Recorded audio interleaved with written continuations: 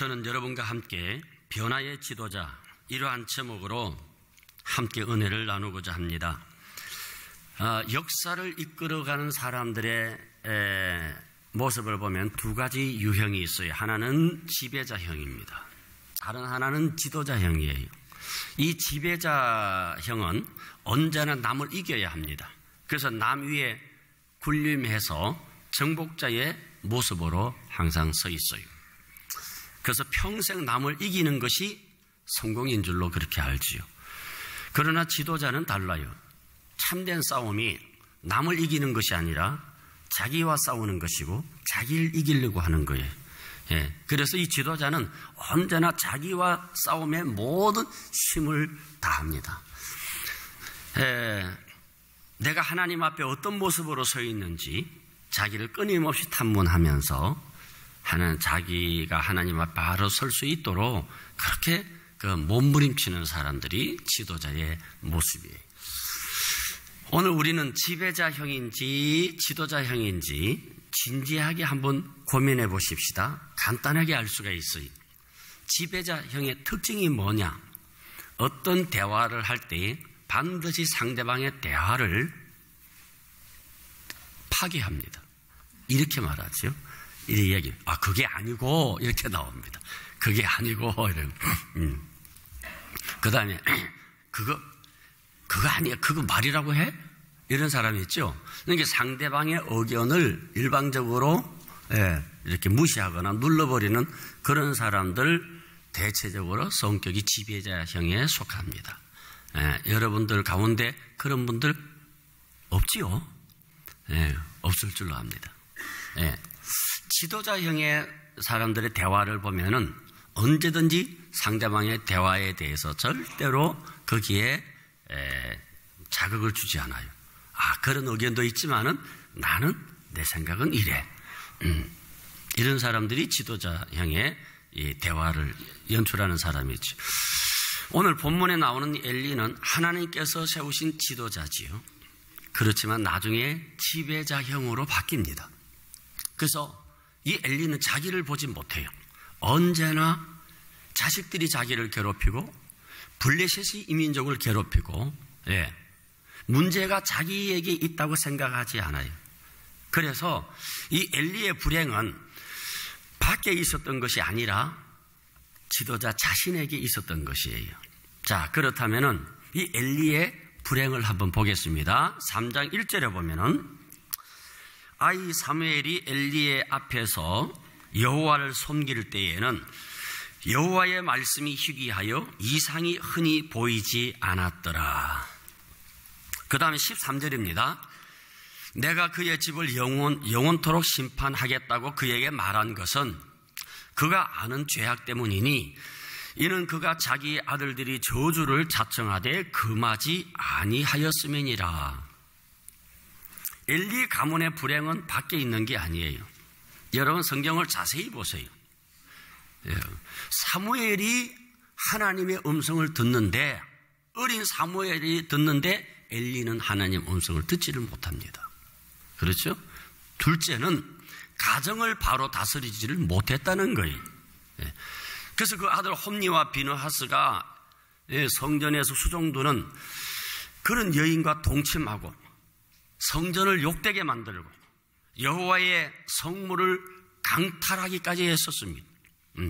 그런 불량한 행동을 해도 자식들에게 경고만 했지 다스리지를 안 했다고 하는 거예요. 그러니까 여러분 가만히 보면은 그 홈니와 비느하스가 왜 그러한 모습으로 변했는가? 엘리 아버지의 영향입니다. 여러분 그렇지 않습니까? 자녀는 부모를 닮게 돼 있지요. 그래서 부전, 자전. 엄마 소도 얼룩소 엄마 닮았네. 가정에서는 부모가 중요한 거예요. 국가에서는 지도자가 중요해요. 지금 이스라엘은 엘리라고 하는 우매한 지도자가 나라를 다스리고 있었어요.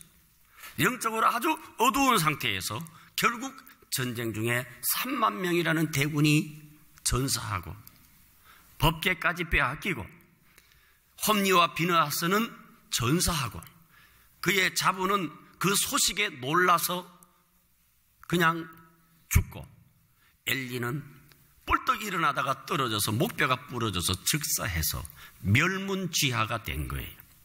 심은 대로 거둔 거예요. 그러면 여러분, 이 이스라엘이 왜 이렇게 비참하게 됐습니까? 넉넉한 마음이에요. 따라합시다. 넉넉한 마음. 네. 넉넉한 마음이 여러분 불행의 원인입니다. 왜 그런가?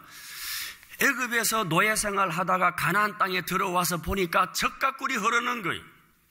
포도송이 하나를 두 사람이 들고 다닐 정도로 비옥합니다.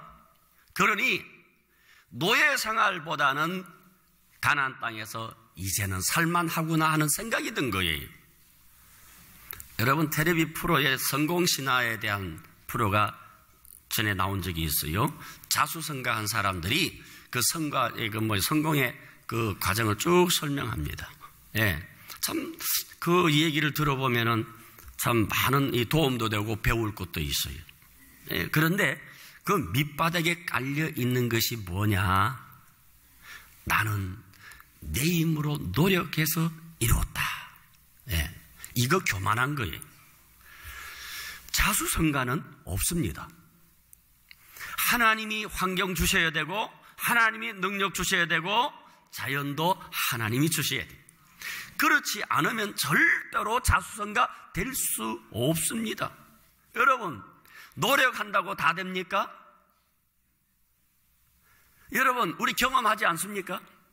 노력한다고 성공할 것 같으면은 북한은 우리보다 몇 배 더 잘 살아야 돼요. 예? 그렇죠? 각가지 운동, 노력 다 하지만은 안 되잖아요. 예. 그러니까 여러분, 현실은 노력한다고 되는 것이 아니에요. 하나님께서 적당한 환경, 나에게 필요한 능력 주셔야 되는 거예요. 그러니까 우리가 이렇게 잘 사는 것은 전적으로 하나님의 은혜입니다. 예. 근데 우리 사람들이 보면은요, 살만하면 하나님을 떠나지. 사업 잘 되겠다. 뭐 하나는 돈 좀 있겠다.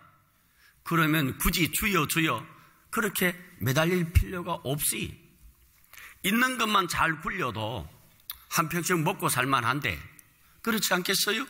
예? 우리가 은행에 한 돈 10억 정도 저금하고 땅 좀 있고 평생 먹을 것 있으면은 열심히 믿어야 할 동기가 안 생겨요. 그래서 대개 사람들이 그런 상황이 되면 신앙이 식어지게 되는 거예요. 자식들 잘 자라주고 식당에 가서 가격 보지 아니하고 음식 선택할 수 있을 정도의 그런 여유가 되면은 교만한 마음 들어요. 이만하면 하나님이 특별히 안 도와줘도 내가 누구한테 아쉬운 소리 안 하고 내 힘으로 살만하다. 그렇게 되면 자기도 모르게 어깨에 힘들어가고 하나님 슬슬 떠나게 되는 거예요. 여러분, 이스라엘 한번 보세요. 가나안 땅에 정착해서 먹고 살만하니까 넉넉한 마음을 가진 거예요. 그러니까 여러분, 이 넉넉한 마음이 삶의 여유가 아니라 영적으로 보면은 암흑기에 접어드는 거예요. 그래서 3장 1절에 보면은 엘리 제사장 당시에 여호와의 말씀이 희귀하였더라. 말씀을 전하는 사람도 없고 말씀 들을 것도 없다는 거예요. 그러니까 영적으로 최악의 가뭄 상태에 있는 거예요. 오늘 여러분, 한국 교회가 여러분 회개하라는 설교합니까? 못해요. 그러니까 여러분, 나에게 문제가 일어났을 때 이러한 일어나는 현상들을 이렇게 보면서 이것이 어디서부터 비롯된 것인지, 하나님의 뜻이 무엇인지 계속 탐문하고 자기를 향해서 물어야 되는데, 영적인 이 암흑기에 접어들면은 보면서도 깨닫지 못하는 거예요. 문제를 하나님이 징계로 생각하지 아니하고 그냥 사회적인 현상으로 자연현상으로 해석해 봅니다. 여러분, 우리 믿는 사람들의 사전에 우연은 없습니다. 요한 칼빈 선생이 말씀하신 것처럼 하늘에 떨어지는 빗방울 하나도 하나님의 계획을 벗어날 수 없다 그랬습니다. 여러분, 언제나 우리 신앙인들은 어떤 사건이 일어나면 거기에 하나님의 뜻을 탐문해야 합니다. 어떤 사건이든지 아무리 작은 사건이라 할지라도 꼭 하나님과 연결해서 해석하는 것이 바른 자세요, 건강한 성도의 모습인 것입니다. 그런데 만약에 그런 의식이 없다면은 왜 그런가? 그것은 잠언 4장 19절에 나와 있어요. 그 원인이, 악인의 길은 어둠 같아서 그가 걸려 넘어져도 그것이 무엇인지 깨닫지 못하느니라. 가정에 문제가 있는데, 사업에 문제가 있는데, 지금 내 인생에 어떤 문제가 있는데 깨달음이 없다? 답은 간단해요. 악인의 길에 서 있기 때문이에요. 그래서 우리가 하나님의 징계를 우연으로 생각을 하고 자연현상으로 보는 것들, 이것들은 다 악인의 길에서 오는 거예요. 흔히들 여러분, 어떤 문제가 실패했을 때에 사회가 나빴다, 제도가 좋지 않았다, 누구 때문이다, 이것은 여러분 잘못된 생각이에요. 우리의 실패의 원인을 밖에서 찾지 말고 내 안에서 찾아야 되는 거예요. 환경 탓하지 말고 남의 탓하지 말고 돌리지 말아야 된다는 거예요. 자기로부터 찾아야지요. 여러분 생각해 보세요. 부부간에 갈등이 있는 그런 남편이 아들을 앞에 불러놓고 밖에는 비가 주룩주룩 오는데 소주 한 잔 걸치면서, 야 들어봐, 내 일생의 최대의 실수는 네 엄마 만난 거야. 만약에 그렇게 얘기한다면 여러분, 그 집 어디로 가겠습니까? 해결책이 있습니까? 잘못은 나야 그래야지요. 거기서부터 문제가 풀려지는 것 아닙니까? 이렇게 여러분 자신의 잘못을 찾아내기가 어렵다는 거예요. 사람이 여러분 먹고 살 재능을 발견하는 데는 10년이면 충분합니다. 그러나 자기의 무능을 발견하는 것은 40년 걸려요. 우리가 이 모든 원인을 자기에게로 돌리고 거기서 찾을 때에 하나님의 빛이 보이는 것이고 살 길이 보이는 것이고 생명의 역사가 있는 것이지, 여러분 그런 생각을 가지고 있으면은 이 나라 안 됩니다. 이 나라 절대 안 됩니다. 모든 원인은 나 때문이라고 생각해야 돼요. 특별히 여러분 하나님을 믿는 우리 때문이라고 생각하고 민족을 바라보면 기회가 있어요. 양각 극단으로 갈라지는 것, 이거 바른 자세 아니에요. 우리가 이 문제를 가슴에 품고 하나님 이 민족 살려주시옵소서, 한국교회 살려주시옵소서, 그렇게 부르짖을 때에 하나님이 도와주실 줄로 믿습니다. 분명히 하나님께서는 새로운 지도자를 세우시고 새 역사를 일으켜 주실 줄로 믿습니다. 왜냐? 두 번째로 보세요. 하나님이 그 엘리 시대로 끝나는 것이 아니라 사무엘을 준비하셨다는 사실이에요. 19절 20절이 여기에 보면은, 사무엘이 자라매 여호와께서 그와 함께 계셔서 그의 말이 하나도 땅에 떨어지지 않게 하시니 단에서부터 부엘세바에까지 온 이스라엘이 사무엘은 여호와 선지자로 세우심을 입은 줄을 알았더라. 하나님께서 영적으로 어두운 이스라엘 백성들을 위해서 사무엘을 준비해 놓으셨다고 하는 거예요. 그러니까 여러분, 하나님의 돌아가는 역사는요, 하나님 돌아가는 역사는요, 진노와 은총이 이 두 바퀴가 같이 돌아가요. 그래서 유명한 역사학자 베어드라고 하는 역사학자가 한평생 역사를 연구했어요. 그런데 그 역사를 연구해서 마지막 4가지 진리를 그가 정리한 것이 있어요. 개인이나 국가든 멸망할 때는 권세욕에 날뛰더라는 거예요. 두 번째, 신의 심판의 맷돌은 천천히 돌지만은 때가 되면 보드랍게 갈아버린다는 거예요. 세 번째, 꿀벌이 꽃을 어지럽게 하여도 결국은 열매를 맺더라는 거예요. 네 번째, 어둠이 깊으면 새벽이 앞에 있다는 거예요. 여러분, 이런 역사의 원리가 지금 우리에게 그대로 지금 현재 적용되고 있지 않습니까? 보세요. 그 엘리 시대의 영적 어두움 속에서 하나님이 이스라엘을 심판했지만은 하나님은 사무엘을 벌써 준비하고 계셨어요. 예. 이것이 하나님의 심판과 은총의 역사 사이클이에요. 예. 영원히 심판하지 않으시는 분이에요. 왜 그런가? 시편 30편 5절에 보면은 그의 노염은 잠깐이요 그의 은총은 평생이로다. 예, 여기 중요한 말씀이에요. 예, 하나님의 진노도 있어요. 그렇지만 잠시입니다. 그러나 하나님의 은총은 영원합니다. 보세요. 아담이 범죄했을 때에 가죽옷을 예비했어요. 노아 홍수 때에 방주를 예비하셨어요. 예, 그 험한 사사시대에 하나님은 사무엘을 준비했어요. 이것이 바로 하나님의 은혜의 섭리입니다. 그래서 그 이스라엘 백성들이 20년 동안 그런 고통을 겪는 중에 하나님의 은혜가 나타나서 새 시대의 새 인물을 준비하고 있더라는 것입니다. 이 사무엘은 이스라엘 백성들을 향해서 이렇게 말씀합니다. 이 민족의 불행은 블레셋이 아니라는 거예요. 예. 이것은 우리의 문제라고 하는 거예요. 예. 이것이 큰 역사의 대전환점이 된 것이죠. 예. 민족의 위기가 어떤 외부로부터 오는 것이 아니라 너희들이 하나님 앞에 돌아와야 된다는 것이죠. 예. 그래서 7장 3절에 이렇게 말씀합니다. 사무엘이 이스라엘 온 족속에게 말하여 이르되 만일 너희가 전심으로 여호와께 돌아오려거든 이방 신들과 아스다롯을 너희 중에서 제거하고 너희 마음을 여호와께로 향하여 그만을 섬기라. 그리하면 너희를 블레셋 사람의 손에서 건져내시리라. 문제가 어디 있습니까? 우리 자체에 문제가 있다는 거예요.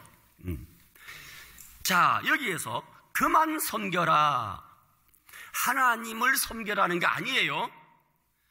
이스라엘 백성들은 하나님을 떠난 적이 한 번도 없어요. 그러나 또 한 가지 분명한 것은 이스라엘이 하나님만 섬긴 적도 없어요. 이스라엘 백성들은 하나님과 동시에 바알과 아스타롯을 함께 섬겼다는 거예요. 그래서 여러분, 우상 숭배 멀리 있는 것 아니에요. 우리가 우상 숭배를 하나님을 떠나는 것이라고만 생각하지 말아야 되는 거예요. 여러분, 우리 성도들에게 행해지는 이 우상 숭배는 언제나 하나님과 동시에 그 무엇을 함께 섬기더라는 것이죠. 그래서 여러분, 구약 역사를 보면은 이스라엘 백성들만큼 하나님을 열심히 섬긴 민족도 없어요. 한 번이라도 하나님 떠난 적이 없어요. 그러나 이스라엘 백성들은 하나님과 함께 바알을 섬겼다는 거예요. 여러분, WCC라는 말 들어보셨죠? 이 WCC가 뭡니까? WCC의 출발은 모든 종교의 가치를 그대로 인정하고 서로 세계 평화를 위해서 손잡자는 선한 출발에서 시작이 되었습니다. 그러나 나중에 변질됩니다. 어떻게 해요? 기독교만 구원이 있느냐? 부처에도 구원이 있다. 무슬림도 구원이 있다. 또 다른 어떤 종교도 다 구원이다. 그러니 통합하자는 거 아닙니까? 그래서 우리가 섬기는 하나님의 성령이나 세상에 있는 이 악령이나 지하에 있는 영이나 무당이 섬기는 영이나 같다는 거예요. 여기에서 문제가 있는 거예요. 지난해 제가 미국의 유명한 감리교 신학교였던 클레어몬트 신학교에 가서 제가 깜짝 놀랐어요. 그 학교 사무실 입구에 들어가면은 예수님과 부처가 같이 있어요. 신학교에 그렇게 같이 있어요. 이게 왜 문제가 됩니까? 신명기 22장 9절 보세요. 내 포도원에 두 종자를 섞어 뿌리지 말라. 그리하면 내가 뿌린 씨의 열매와 포도원의 소산을 다 빼앗길까 하노라. 너는 소와 나귀를 결의하여 갈지 말며 양털과 배실을 섞어 짠 것을 입지 말지니라. 너희는 너희가 입는 겉옷에 내 귀에 술을 만들지 말지니라. 무슨 뜻입니까? 포도원에 두 종류의 씨앗을 섞어 뿌리지 말라. 여러분, 하나님의 이 복음의 씨앗에 다른 신을 섞지 말라는 거예요. 그러면 다 빼앗긴다는 거예요. 가만히 보세요.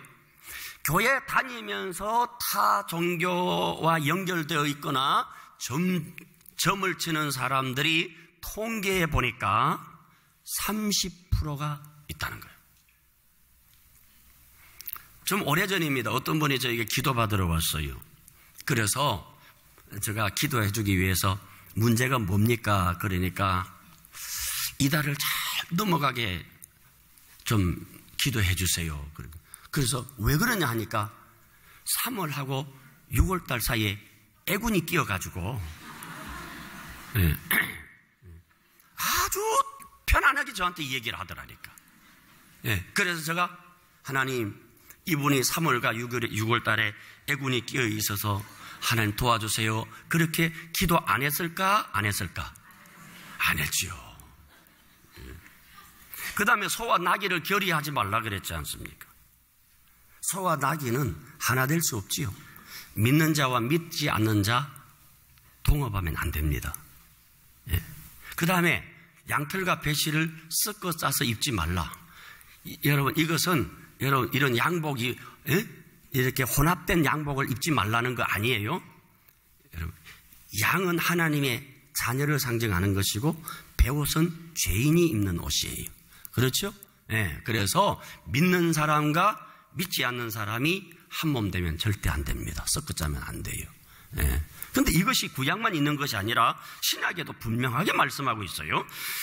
고린도후서 6장 14절에 너희는 믿지 않는 자와 멍에를 함께 매지 말라. 의와 불법이 어찌 함께하며 빛과 어두움이 어찌 사귀며.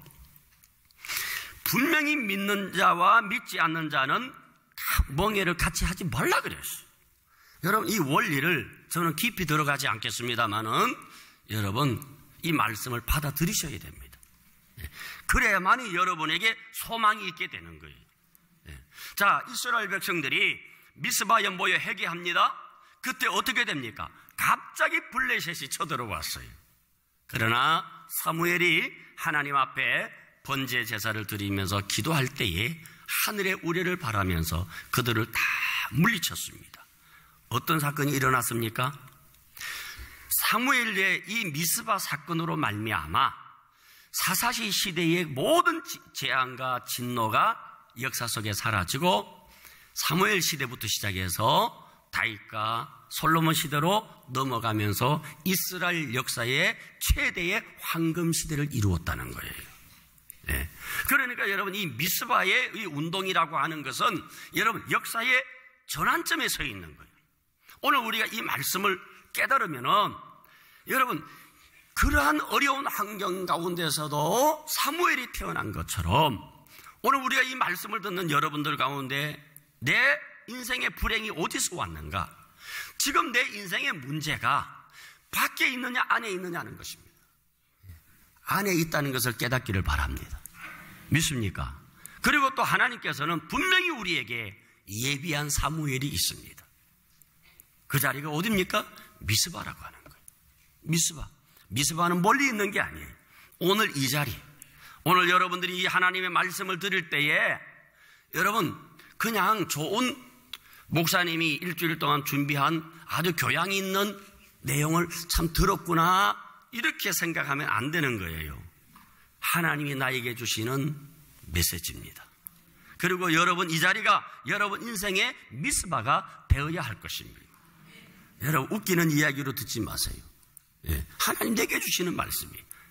T.L. 캐롤이 그런 말을 했지요. 어느 극장에 유명한 희극 배우가 왔어요. 그런데 갑자기 화재가 났어요. 이 배우가 나와서 여러분 빨리 문으로 탈출하시기 바랍니다. 깔깔거리고 웃다가 다 불에 타져 죽고 말았다고 하는 그런 얘기 있지 않습니까? 오늘 여러분 한국 교회가 여러분 이러한 하나님의 말씀이 살아있지를 못해요. 그냥 좋은 교훈에 있는 이 얘기, 그리고 헌금 몇 번 던져놓고 가고 다음 주 또 오는 거예요. 이렇게 해서는 절대로 여러분 인생의 운명의 미스바가 올 수가 없어요. 여러분 인생의 황금세대가 올 수가 없는 거예요. 오늘 이 말씀을 들을 때 여러분 깨달으시기를 바라고, 오늘 이 자리가 여러분의 미스바가 되기를 주의 이름으로 축원합니다.